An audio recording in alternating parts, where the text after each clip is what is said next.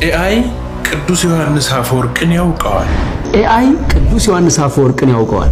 ጭንቀት ላላችሁ ኤአይ እናንተ በምትፈልጉት መልክ ብትፈልጉ ከሳይንሱ ብትፈልጉ ከመጽሐፍ ቅዱሱ ኦርቶዶክስ ኮርጃ ነው የምትጾመው። ኦርቶዶክስ ኮርጃ ነው የምትጾመው። አብይ ጾም ኦርቶዶክስ ቤተክርስቲያን ኮርጃ ነው የምትጾመው። ጾመ ሐዋርያትን ትጾማለች። ይሄም ኮርጃ ነው የምትጾመው። እስኪ እንደው ሌሊቱ ሙሉ ዝርግት ብላችሁ ስታድሩ፣ እስቲ እንደው ሌሊቱ ሙሉ ዝርግት ብላችሁ ስታድሩ፣ እውነቴን ነው ውሃ ያመጣው ግንድ መስላችሁ እንደው ዝርግት ብላችሁ ስታድሩ እስቲ ክርስቶስን አስቡ። በአውራ ጣታችን ስንጠነቁለው የምናመሸው እሱም ይረፍ እኛም እንረፍ። እስቲ ባትሪውም ትንሽ ሴቨር ለ3 ዓመታት አብረን የቆየነው መጋዘኔ ለ3 ዓመት አብረን የቆየን መጋዘኔ በዚህ ልክ ባዶ አድርገት አመራርህ ባዶ ይሆናል። በአንድ ሀገር የተፈጸመ ታሪክ ልንገራችሁ። አንዲት ሴት ባል ታገባለች እና ባሏ መርከበኛ ደግሞ ስራው ልክ እንደ አውሮፕላን ፓይለት ደርሶ መመለስ በሁለት በሶስት ቀን አይችልም። ስለዚህ ሄድና 6 ወር ቆይቶ ይመለሳል። አመት ቆይቶ ይመለሳል። እና እቺ ሴት እንደዚህ ስትኖር ከቆየች በኋላ ባሏ ወደ ሩቅ አገር ሄዳል። ለአመት ማለት ሲሄድ የባሏ የቅርብ ጓደኛ የሆነ የባሏ ሚዜ የሆነ ሰው ደግሞ አብሯት እዛ ከተማ ላይ ይኖራል።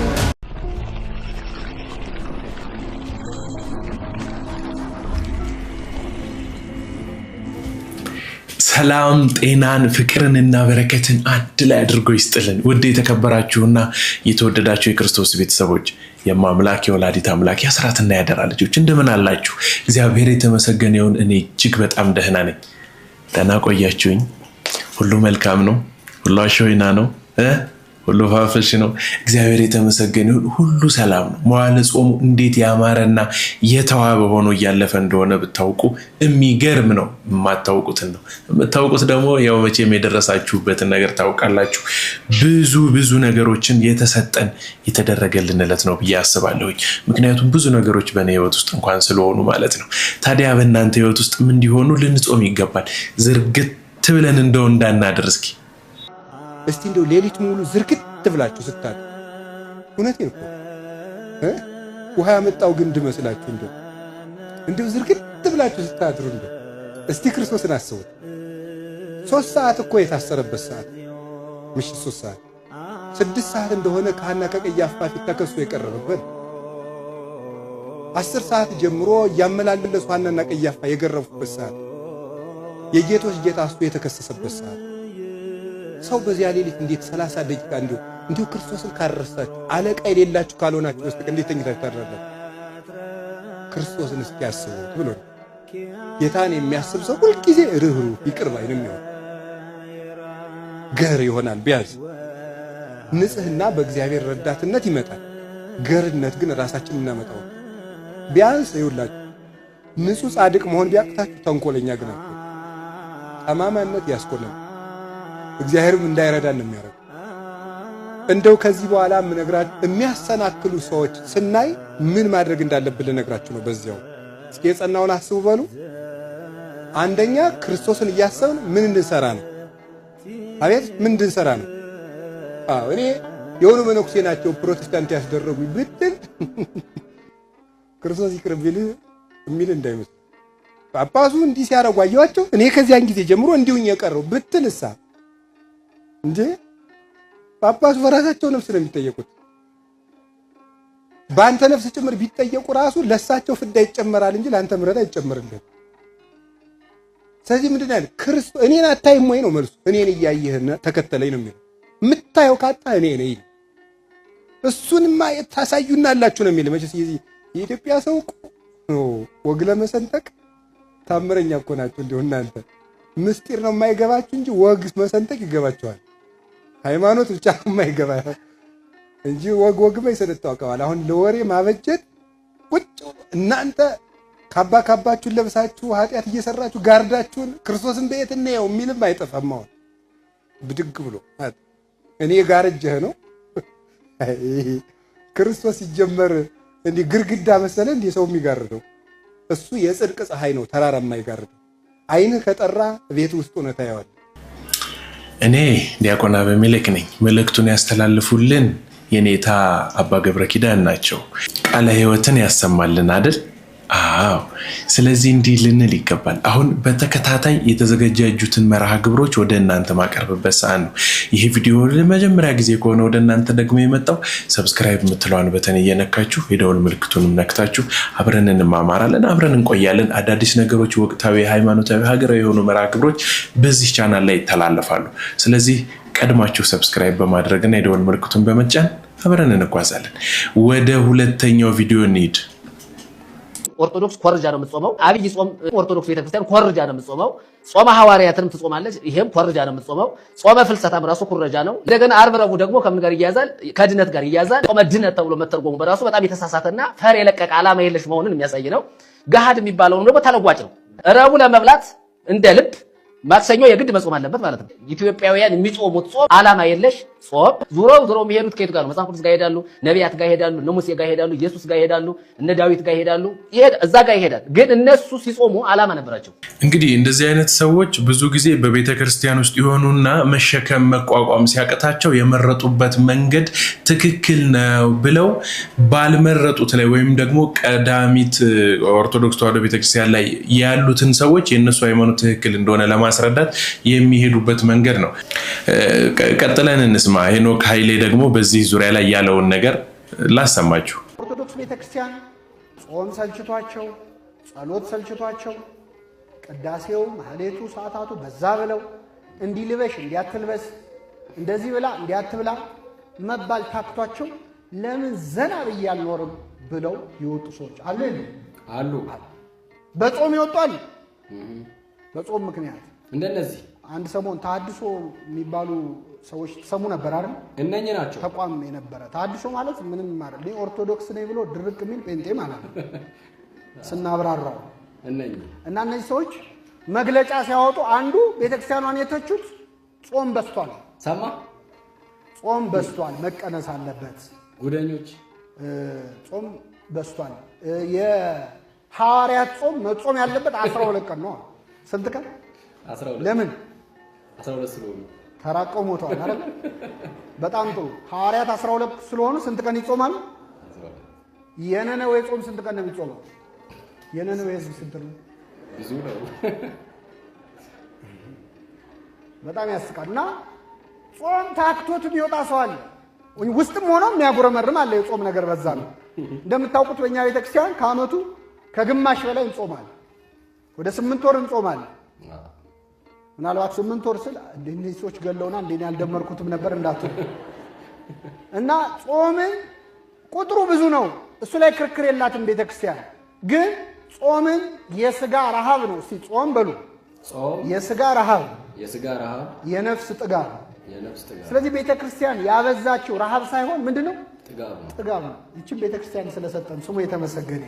ብናለቃቀስ ብንንፈራፈር ታጾመናለች። ፈርታን ነው እንጂ ምመናን እድሜ ልክ ብንጾም ደስ ይላል። ምክንያቱም አሁን አንድ ሰው ይላል ቅዱስ ዮሐንስ አፈወርቅ፣ አንድ ሰው አንድ ቤት ውስጥ ተቆልፎብህ ለጥቂት ለአንድ ሳምንት ሳትበላ ሳትጠጣ ቆይና ስትወጣ ትልቅ ህንፃ ይሰጣል ቢባል ይስማማል አይስማማም? ይስማማል። አረ እንኳን ህንፃ ኮንዶሚኒየም ይሰጣል ቢባል ይስማማል አይስማማም? ይስማማል። አንጀቱ እስኪጣበቅ ድረስ ምን ይላል? ይጾማል። ምን እያሰበ? ህንፃውን እያሰበ። ህንፃው መንግስተ ሰማያት ለመውረስ ሰው እድሜውን ሙሉ ባይበላ ያዋጣዋል? ያዋጣው? አረ ያዋጣዋል። ያዋጣው። ግን ቤተክርስቲያን እድሜ ልክ ጾሙ ብትለን እንደምናምጥ ስለምታውቅ እያረሳሳች አሁን ተፈታ ልክ ህፃን ልጅ እችን ጉረስና የመጨረሻ ትላለች አይደል? እንዲህ እንደው ይችን ቤተክርስቲያን ስለሰጠን ስሙ የተመሰገነ ይሁን። አዎ ብዙዎቹ ከቅድስቲቱ ቤተክርስቲያን ወጥተው የሚሄዱበት ትልቅ ምክንያት ነው ይሄ። ኦርቶዶክስ ነኝ ብለው ግን በተሐድሶ እንትን ውስጥ ካባ ውስጥ ተሸፍነው ቤተክርስቲያኒቷን እየቦጠቦጡ የሚኖሩ ሰዎች ማለት ነው። እና እጅግ በጣም ነው የሚገርመኝ። ምክንያቱም ህጓን ስርዓቷን አይፈልጉም፣ ግን ይሄ ኦርቶዶክሳዊነትን ደግሞ ኦርቶዶክስ መባልን ደግሞ የሚፈልጉ ሰዎች ናቸው። እና ልክ እንዲህ አይነት ሰዎች ናቸው። ለምሳሌ ምን ብለዋል? ያ መጀመሪያ ላይ ያሳየኋችሁ ቪዲዮ አጽዋማቶቹን ያመጣችው ኮርጃ ነው፣ እንትኑን በዓላትን ኮርጃ ነው፣ ቅዱሳንን ትጠራለች፣ እነ ኤልያስን እነ ሙሴን ምናምን ታነሳለች ምናምን ብሎ የቅዱስ ያሬድን እንትን የሻሽ ጥምጥሙን ከዛ የሊቃውንቱን ካባ ተለብሷል። ያዝም ለቀቅም ነው። አይ በነገራችን ላይ ቅድስቲቱን ቤተክርስቲያን ካለበስናት ወይም ደግሞ እርሷን ካልያዝን በመልካምም ሆነ በመጥፎ በእውነት ነው የምላችሁ ሰው ጋር መድረስ በፈለግነው ልክ አንደርስም፣ ምንም አንደርስም። እኔ አንድ ነገር ልንገራችሁ፣ በእውነት ማለት ነው በጣም አስምራችሁ እንድታዩልኝ ፈልጋለሁ ይሄን ነገር። እንደገና ደግሞ ከልብና ከቀና አመለካከታችሁ እንድትመለከቱ ትፈልጋለሁ። ኮሜዲያን እሸቱ መለሰ ለምሳሌ ጥሩ አቋም ላይ ጥሩ ሁኔታ ላይ ያለ ሰው ነው። ሁላችንም የምናምነው ነገር ነው ይሄ ነገር። ግን አንዳንድ ጊዜ የጠፋ ሲመስለው የሆነ ከሰው ጆሮ ከሰው አይን ውስጥ ትንሽ ራቅ ያለ ሲመስለው የሚያነሳቸው ሐሳቦች አሉ። እነዛ ሁሉም ሐሳቦች የቤተክርስቲያን ሐሳቦች ናቸው። ሁሉም ማለት ነው። ምክንያት በቃ ትንሽ ጠፋ ስላለ ተቀስቅሶ ለመምጣት እነዛን ነገሮች ወይ እርዳታዎች ምናምን እንደው ስሙ የጠፋ ሲመስለው ወይ አንዳንድ ነገሮች ላይ ለጠፍ የሚያረጋት ነገር አለችና አሁንም ይዟት የመጣውና ያስተላለፋት ነገር ምን አልተመቸችኝም። ግን ወደ እናንተ ላሳያችሁና ፍርዱን ትሰጣላችሁ። ኤአይ ቅዱስ ዮሐንስ አፈወርቅን ያውቀዋል።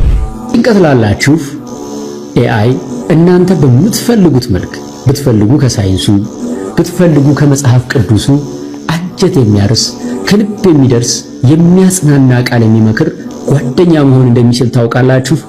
ባጭሩ እሸቱ መለሰ እያለን ያለው ነገር ቄስ ለምኔ ፓስተር ለምሌ ጭንቅ ሲለ ኤአይ ላይ ገብተህ ጣጣ አደረግና የሆነ ምዕራፍ የሚያጽናና ቃል ይመጣላል። እሱን አንብበህ ትጽናናለን።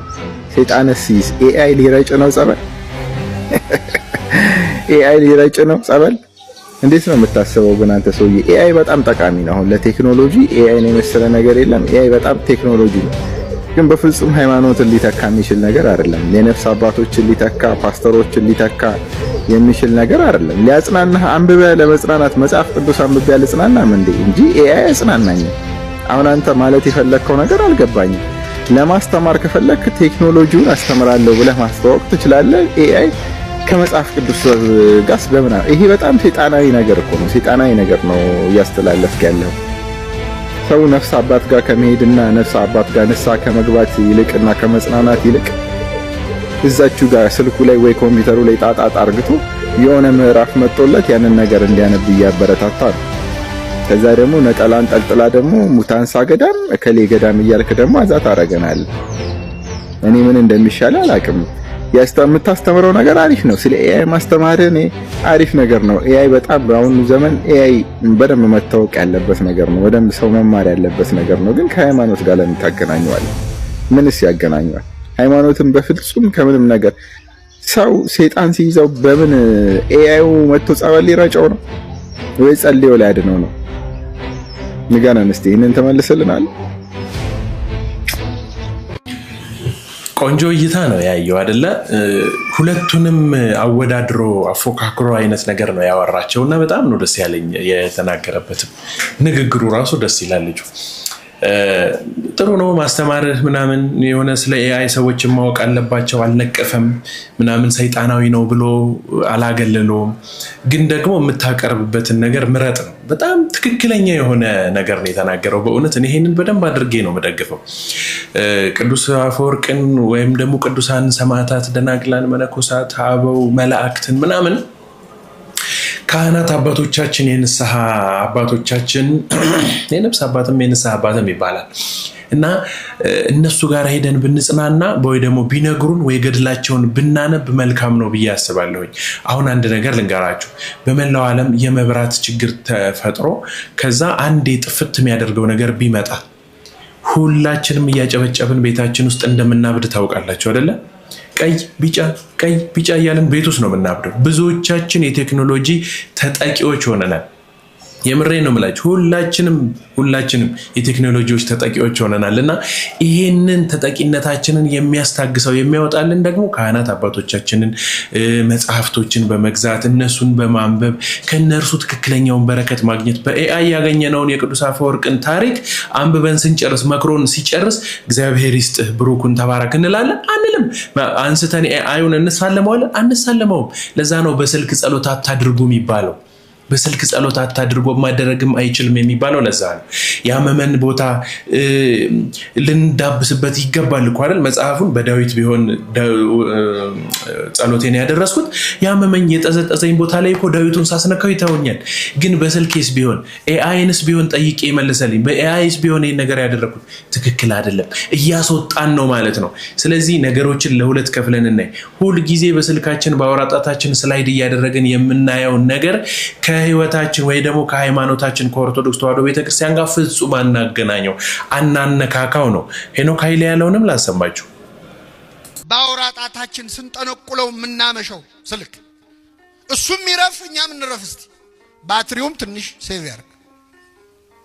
አይን ይጹም። እማናየው ነገር አለ እንዴ? እንመርጣለን እንዴ ዘንድሮ? እድሜ የሚላለ እንዴ ዘንድሮ? እምናየውን እንኳን መርጥ። ሁሉ ነገር ደግሞ ገበያ ላይ ነው። አይን ይጹም ክፉ ከማየት አለ። ጆሮም ደግሞ ይጹም። ድፈኑት በጥጥ አይደለም የምትመርጡትን ስሙ። እስቲ አይናችሁ መጽሐፍ ቅዱስ ያንብብችን ስሙ። እስቲ ቅዱሳት ስዕላትን ይመልከት።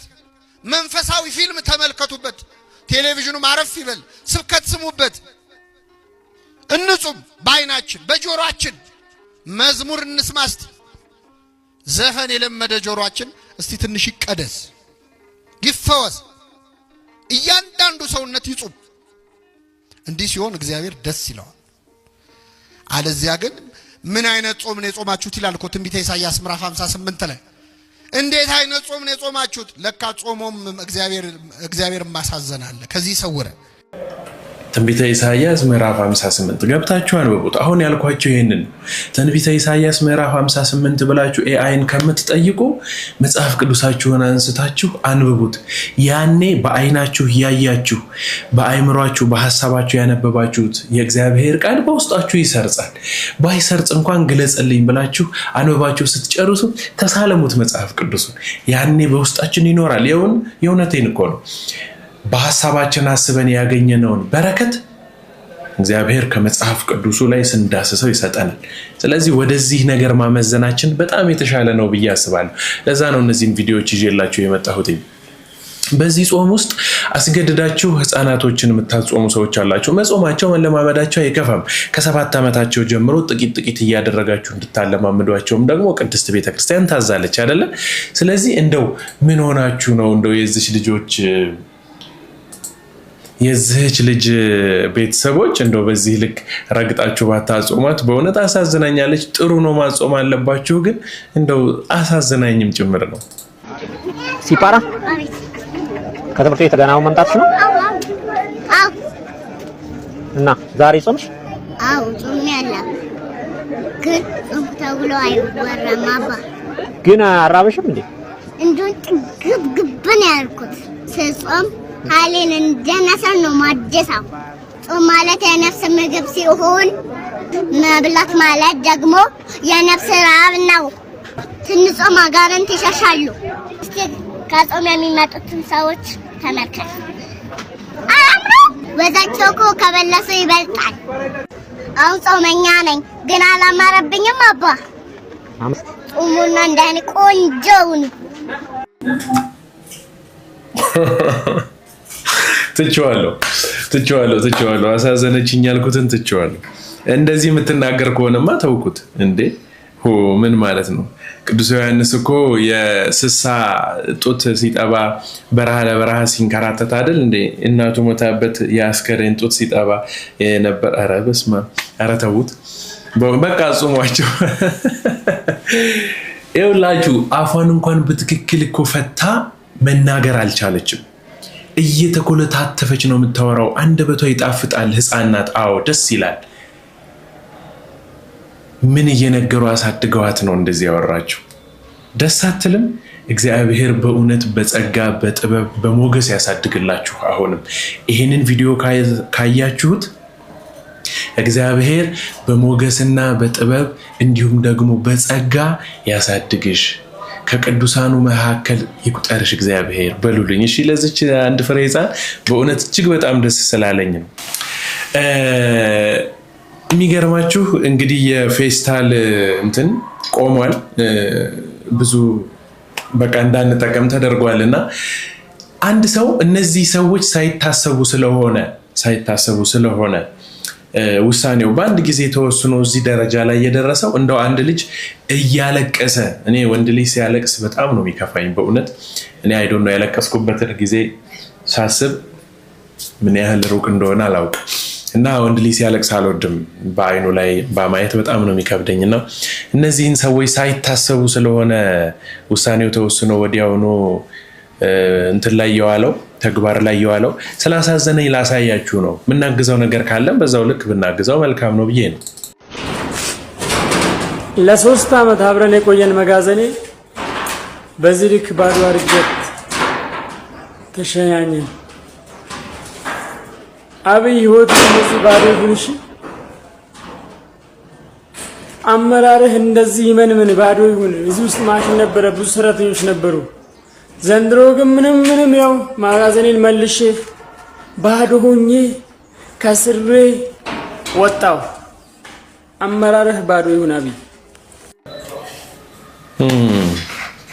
ብዙ ሰዎች አይደለም አቅራቢዎች እኛ ተጠቃሚዎች እንኳን በጣም ተጎድተናል አይደል? በዚህ ነገር ላይ እንደው መንግስት ይሄንን ነገር የሚሰማና የሚመለከት ቢሆን አንደኛ የረጅም ጊዜ እንትን እቅድ ወጥቶለት ቢሰጥ ጥሩ ነው ማለት ሌሎች ተቀያሪ ነገሮችን አቅርቦቱ ረከስ ባለ ዋጋ ቢቀርቡ የ5 ብር ፌስታል ገዝተን በጣም ብዙ ነገሮችን ይዘን የምንንቀሳቀስበት እቃ በጣም በትንሹ ነው በነገራችሁ። ይሄ የመጨረሻዋ ከዛ በታች የሌለ ነው 50 ብር ሆኗል እና በህይወታችን ላይ 45 ብር ነው የጨመረው።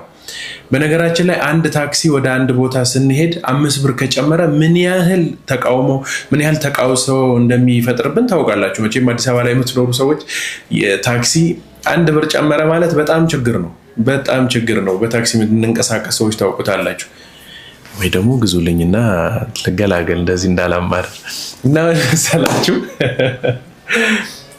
የምሬን ነው ብለው በህይወት ውስጥ የሆነ ነገር ያለ አግባብ መጨመር በጣም እንትን ብሏል። አሁን ንግድ ባንክ ነው መሰለኝ የሆነ ትራንዛክሽን ስንፈጽም ከአንዱ ባንክ ወደ አንዱ ባንክ ምንም ፈቃድ አይጠይቅ ምንም እንትን አይል ምናምን የሆነ ነገር አይል ምናምን በቃ ብር ጨምሯል አሁን እና እንዳትደነግጡ ምናምን ብለው ሁሉ የሰሩ ልጆች አሉና ገርሞኛል።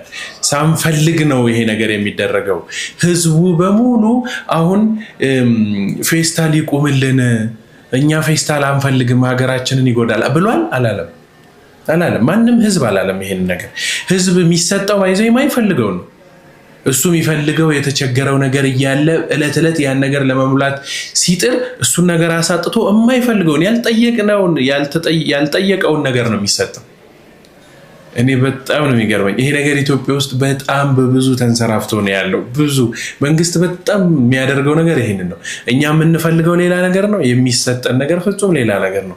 በነገራችን ላይ በጣም የራበውን ሰው በጣም የጠማውን ሰው በረሃብና በጥም በጣም የተቃጠለን ሰው 1 ሚሊዮን ብር አመጣችሁ እጁ ላይ ብታስቀምጡለት በካሽ ምንም አይጠቅመው። ከዛ ይልቅ የ10 ብር አንድ ዳቦና አንዲት ጥቂት ውሃ ይዛችሁ መታችሁ ብትሰጡት በሚሊዮን ያቀረባችሁለት ከካሽ ወረቀት ብር በላይ የሚጠቅመው ያ። ስለዚህ ለህዝብ ብንኖር መልካም ነው ብዬ አስባለሁ። ሰሞኑን ይሄ የፖለቲካ ስርኩቻዎች ውስጥ አሉ አይደለ? አንዲት ቆንጆ አድርጋ መልስ የሰጠች ጥያቄ የጠየቀች ልጅ አለች። ብዙ ቦታ ሰምታችኋታል። ለምን እኔ ሲቅርብኝ ላሰማችሁ። መደመር መጽሐፉን አንብበናል። መደመር ማለት ከምዕራፍ ወደ ምዕራፍ ሲሸጋገር የተጣረሱ ሀሳቦች የሚያቀርብ መጽሐፍ ነው። ሲጀምር የኢትዮጵያ ሕዝብ የላብራቶሪ አይጣችሁ ነው ወይ? ኢትዮጵያስ የእናንተ ቤተ ሙከራ ናት ወይ የሚለውን እንድትመልሱልን እንፈልጋለን።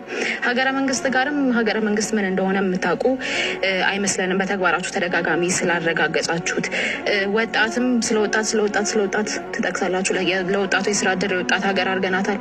ስለ የትኛው ወጣት ነው የምታወሩት?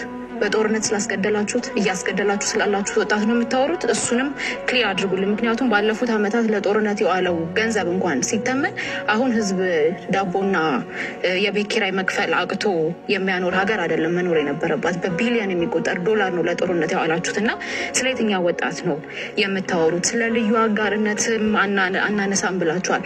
አሁን ያሉ ባለሀብቶቻችሁ ስርዓት ሲቀየር ይኖራሉ ወይ? ትክክለኛ የሀብት ባለሀብት ናቸው ወይ የሚለውን እንድታነሱልን እንፈልጋለን።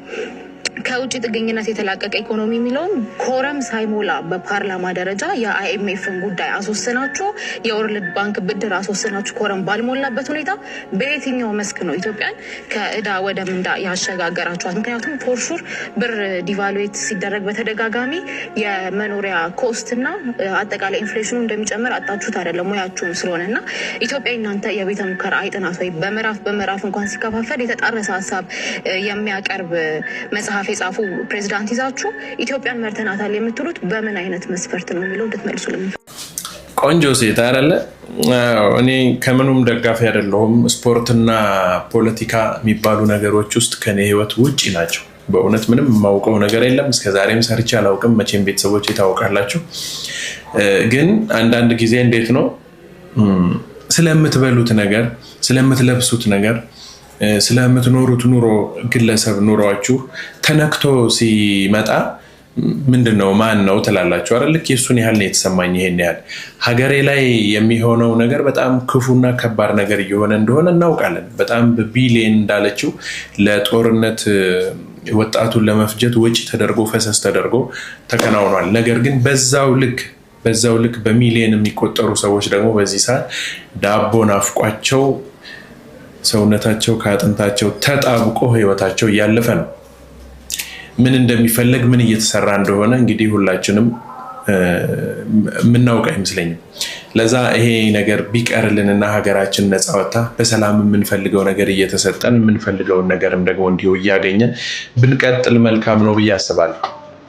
በአንድ ሀገር የተፈጸመ ታሪክ ልንገራችሁ። አንዲት ሴት ባል ታገባለች እና ባሏ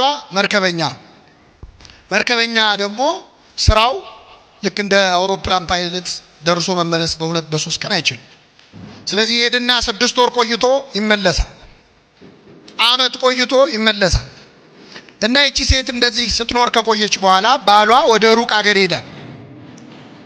ለአመት ማለት ሲሄድ የባሏ የቅርብ ጓደኛ የሆነ የባሏ ሚዜ የሆነ ሰው ደግሞ አብሯት እዛ ከተማ ላይ ይኖራል እና ይቀራረባሉ። በኋላ እቺ ሴት በዝሙት መፈተን ትጀምራለች። ባሏ በመራቁ እሷም ደግሞ ልቧን ከፍታ ነበር። ሰይጣን ደግሞ አባባሰባት። ስለዚህ ይህንን የባሏን ጓደኛ ትመኘው ጀመር። ከዛ መጨረሻ ላይ በሁኔታዎች ብታሳየው ምን ብትለው እሱ በጣም ከሷ የበረታ መንፈሳዊ ህይወት ስለነበረው አልተቀበላትም። መጨረሻ ላይ አፍ አውጥታ እባክህን ፈቃዴን ፈጽምልኝ እኔ በዚህ መንገድ አስብሃለሁ ብላ ለዝሙት ትጠይቀዋለች። ስትጠይቀው ይህ ሰው ያዝናል። ጓደኛው ነው። እሱ ደግሞ የበረታ መንፈሳዊ ህይወት ነበረው። እንደዛ ባይሆን ኖሮ እንኳን እንዲህ ተብሎ የፈለገውን ያደርጋል። ከዛ ምን አላት? ችግር የለውም ከአንቺ ጋር ያልሽውን እንፈጽማለን፣ ግን አንድ የሚከለክለኝ ነገር አለ። እሱም እንደ ባሏ መርከበኛ ነው እና በመርከብ ጉዞ ሲሄድ የሆነ ጊዜ ማዕበል ተነሳ እና በዚያ ማዕበል ምክንያት ልሞት ስል ስለት ተሳለ እና ይህ ስለት ምንድነው? ከዚህ አደጋ ካተረፍከኝ ለ21 ቀን እጾማለሁ እስከ ምሽቱ 12 ሰዓት ድረስ እጾማለሁ ብዬ ለአንድ ወር ይቅርታ እጾማለሁ ብዬ ተስዬ ነበር እና አሁን በአጋጣሚ ጾም ስለወጣ የራሴን ጾም ስለሆነ መጾም ያለብኝ አሁን ፍስግ ነው እንደምታዩ ቀጣዮቹን 1 ወራት እጾማለሁ እና ከአንቺ ጋር በጾም ወቅት ይህን ማድረግ ስለማልችል ከፈለግሽ አብረን እንድንፈጽም ወሩን ለሁለት እንካፈለውና 15ቱን ቀን አንቺ ጾሚ 15ቱን ቀን እኔ ጾማለሁ አላት። እሺ አለች። ምን ያለ ሰይጣን ምን ሳይል አይለቅም ይባላል አይደል? እሺ ብላ እስከ ምሽቱ 12 ሰዓት በጾም ጀመረች። ሳምንት እያለ 10 ቀን እያለ ቀኑ እየቀረበ ሲመጣ መጨረሻ ላይ 15 ቀን ሲሞላው ይቺ ሴት ቤቱ መጣ እግሩ ስር ወድቃ ይቅር በለኝ ሐሳቤን ቀይሬያለሁ። ሐሳቧን ያስቀይራ ምንድን ጾም ወታጸምም ኩሎ ፍትወታተ ዘሥጋ የሥጋን ምኞት ጸጥ ታደርጋለች። አሁን ያዝነው ትልቅ ጾም ነው አይደል? ብዙ ፍትወቶቻችንን የሚቆጣጠርልን ረፉ ተው የሚል ቆንጠጥ የሚያደርግ ፊቱን ኮስተር የሚያደርግብን። ታዲያ ግን ትእዛዘ ቤተክርስቲያንን ስንፈጽም ነው። ትእዛዘ ቤተክርስቲያንን ስንፈጽም ይሄ ማለት ምን ማለት ነው? ኒቆዲሞስን እስከ 11 መጻጉዕን እስከ 12 ሕማማትን እስከ 1 ሰዓት ዘወረደን እስከ 12 ሰዓት እንደዚህ እያደረግን ካልጾምናቸው በስተቀር ከቤተክርስቲያን ትእዛዝን ይዘን ካልጾምናቸው በስተቀር ያው ነው። ስለዚህ የምንጾመውን ጾም ካለብን የኃጢአት ደዌ እንዲያላቅቀን ይጠቅመናል። መምህር ዲያቆን ሄኖክ ኃይሌን ቃለ ሕይወት ያሰማል። እንግዲህ አድማጭ ተመልካቾቼ በዛሬው ዕለት አዘገጃጅቼ ይዤላችሁ የቀረብኩት መርሃ ግብር ይሄንን ይመስል ነበር። በሌላ መርሃ ግብር ተገናኝተን ዳግም እንማማራለን። እስከዚያው ድረስ ግን እግዚአብሔር አምላካችን ሀገራችንን ኢትዮጵያን፣ ሃይማኖታችን ኦርቶዶክስ ተዋሕዶ ቅድስቲቱን ቤተክርስቲያን ዳሯን በእሳት ማሏን ገነት አድርጎ እቅፍ ድግፍ አድርጎ ይጠብቅልን። ወስብሐት ለእግዚአብሔር። ሰላም ቆዩኝ። ቻው።